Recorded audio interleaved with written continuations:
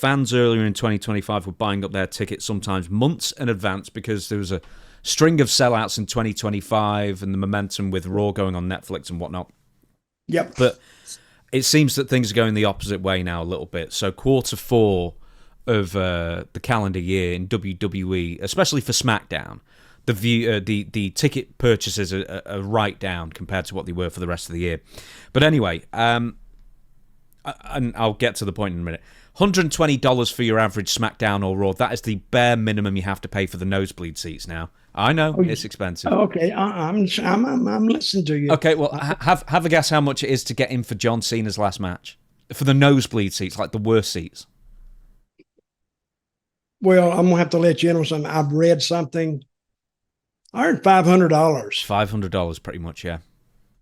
That's pretty good because I actually remembered that from 30 minutes ago because I read it. So I'm thinking, but their prices have gone up across the board. See, that's what I liked, and other people are saying this too, that Vince really took into account. You couldn't bring your family for that. Hell, that was double. And I know it's 10 years later, 20 years later. But, it's a family excursion. So you can't pay that much money for one person because you can't bring your family. That's $2,000. That's $2,000 for a family of 4 for the worst seats in the house. Do you know how big a TV you could buy for that? 6. Say what now? Do you know how big a TV you could buy for that? You buy a massive TV and watch wrestling on a big TV. Because that's all you'll be doing when you go there. If you get the nosebleed seats, you're going to be looking at the big screen anyway. Mm-hmm. Well, what is TKO thinking? They're thinking absolute maximize profits. People are paying it or were paying it. But the point is that we'll go on to... I can go on to the other stuff in a minute. But it just seemed... the last few weeks... Apart from Boston, because that sold great, because obviously it was John Cena appearing there as well. That was kind of an outlier at this point. But it seems that tickets are being sold with less frequency the last month or two. And with John Cena, I mean, ringside was 11,500. I can tell you that. On that show? On the Saturday night's main event that John Cena's retiring on, yeah. 11,500. There were even in the upper sections of the top tier, of the second tier. No, I'm sorry, tier 1. They were going for thousands. Like in some seats, they were like 2,000 plus per seat.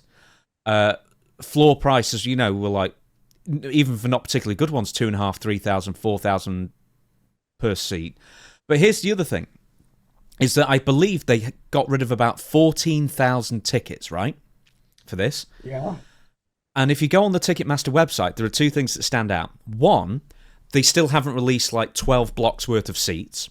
Right. 2, there seem to be thousands, or at least 4 figures worth, of resale tickets. Like there are seas of red, maroon, where like normally if it was blue, that would be sold through Ticketmaster.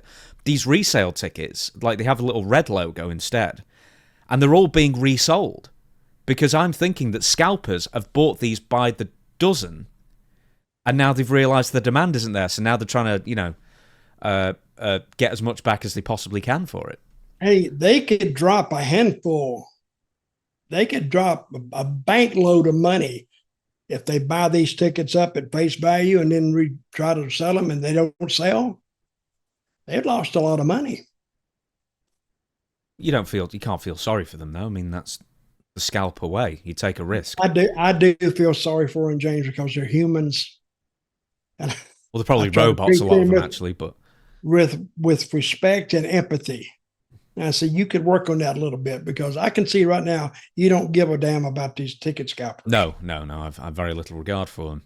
Well, I agree with you there. I was kidding, but see, when you get it that high, I don't know. They're relearning the business because now it's a higher price, and who would? I mean. That's not necessarily scalping a ticket when you go out there and you're trying to stand out there in front of the arena and try to push them. It's almost like, hey, save me. So I paid $500 for this ticket. I'll let you have it for $400. And the guy said, nope, can't do it. Can't do it. What if you got him down to $50? It could be a fake anyway. You could if nobody's taking it. He'll take what he can. Well, let me give you this fact, and this is the most telling fact. So the tickets went on the pre-sale in, I think, mid-October, somewhere around there, right? Yep. 60,000 people were in the queue to get these tickets, right? 60,000. 60,000. That was just the pre-sale, not general sale, right? Okay, what do you mean in the queue? They're lined up waiting for tickets? Basically, yeah, you're in a virtual line. So it depends on when you log in, and then you join a queue on the website. 60,000 people. Let's say on average they were buying two tickets, or intended to, which more people would be buying 4 or 6. Very few people would be buying 1. What you're telling me now, I've never heard of, so I'm hearing it for the first time. Okay. So I think 60,000 people lined up. It's going to sell out. Mm-hmm. And guess what happened? It didn't sell out. No, people I imagine got there, saw the price, and went, I'm not paying that. Mm-hmm. So only a few thousand people in the pre-sale and then general sale actually bought tickets. And a lot of them were scalpers. So most fans who wanted to go have been completely priced out. To the point that, yes, they've got 14,000 tickets out, but really that arena should be, what, 18, 19, 20,000? How big is the arena? That's a good question. I'm going to find out now. Boston Gardens, I think it's about... No, it's in Washington, D.C., the final match, yeah. Right, so I've checked. The Capital One arena capacity is 20,356. So, they're leaving thousands of tickets unsold here because... Or scalpers got caught out and now they're trying to resell their tickets.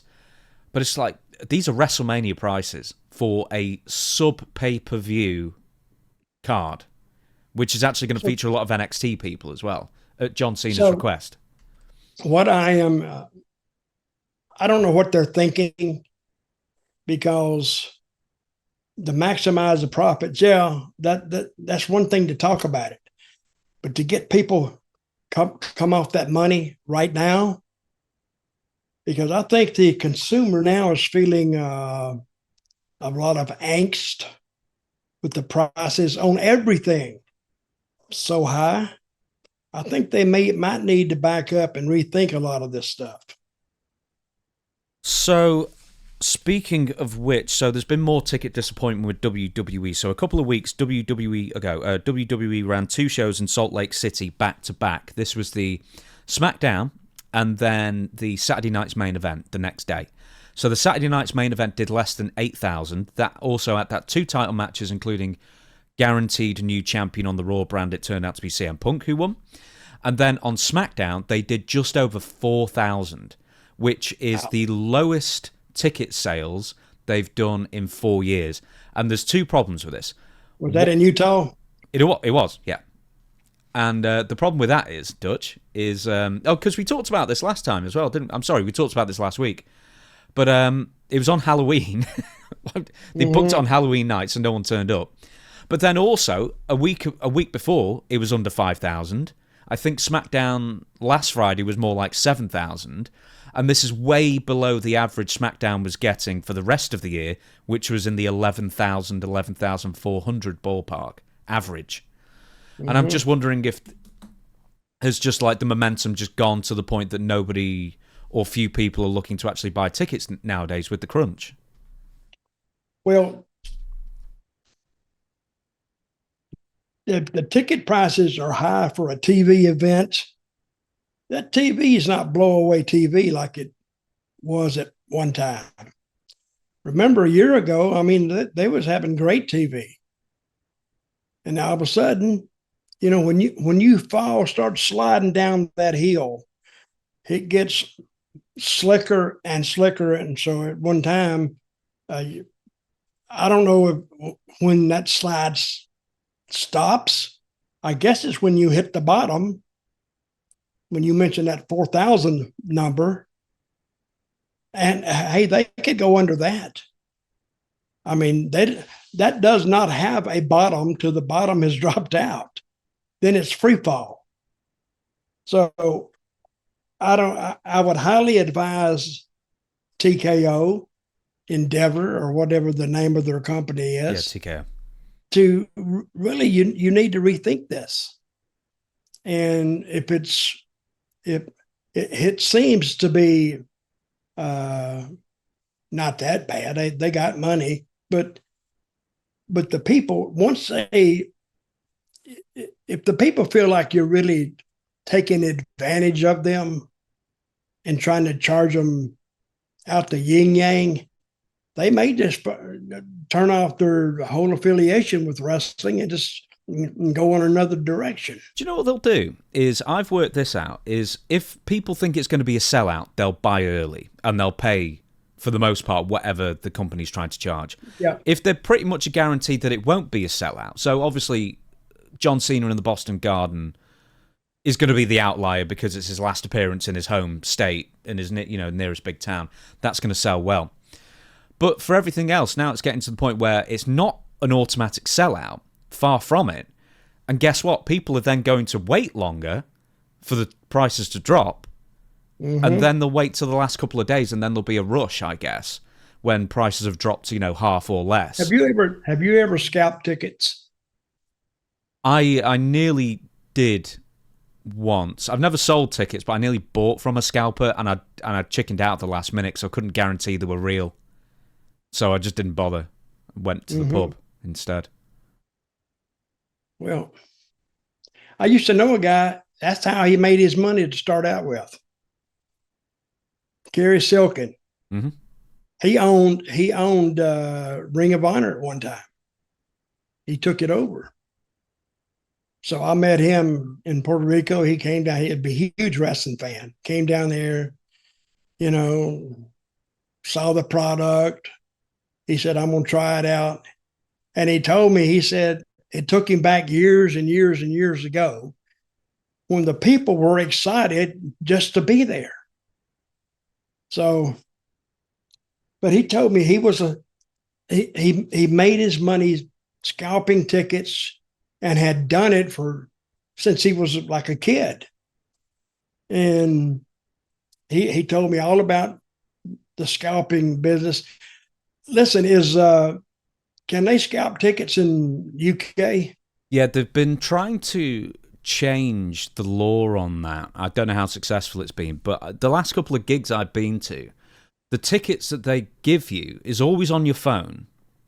And now they're almost like, they're not like a static image, they're like an interactive image, I guess. You know what I mean? They've got graphics and they move, and somehow that makes it harder to replicate and easier to authenticate, I guess, the genuine ones. So in some instances, I think like Ed Sheeran was one of the first people to really try and make a move to stop ticket scalping, but it's still widespread. Yeah, it is. But there's some places where I don't think in the States, but in some places, it's illegal to scalp a ticket. So I don't know where those places are, but overseas somewhere. But maybe some states it's illegal. Hey, fans, this is your job. I want you to find out if ticket scalping is illegal in any parts of the U.S.